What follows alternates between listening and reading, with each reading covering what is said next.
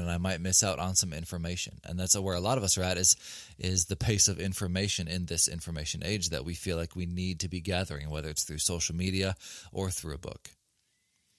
But I the other day, my son and I biked to the lake, and I live just a couple blocks from the lake, and our where we live is sort of up on a little cliff that overlooks the lake. And so we parked our bikes and we laid in the grass on the top of the lake, and I lost track of time. And that was really enjoyable because that's not something I'm used to.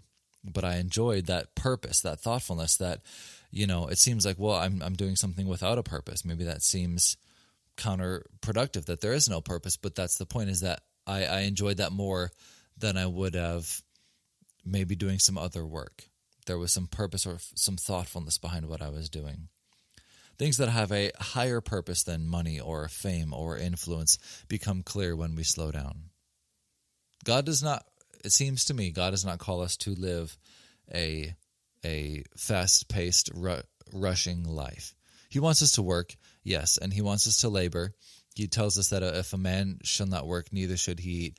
He tells us to get in the yoke with him, but he tells us that because he wants us to have rest, because he wants us to slow down, because when we are still, that's when we know that he is God. So I hope coming out of this, as your state opens up or as it doesn't, I don't know, but you maybe still are working at home, you are trying to find a balance in all this, and maybe you're more stressed because you're at home.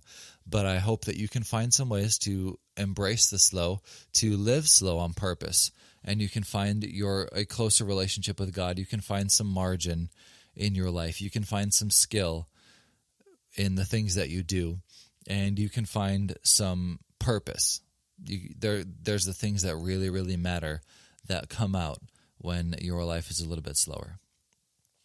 Well, that about wraps up today's episode. I appreciate you stopping by and listening. Take that thought with you. How can you slow your life down? How can you enjoy some time with God, enjoy some time with your family, slow your life down for better growth? Remember, stop by clean5110.com, use the code SHEPHERD for 10% off at checkout. Of course, stop by, find us on social media, Facebook and Instagram, and then leave us an Apple Podcast review. We'll see you next week.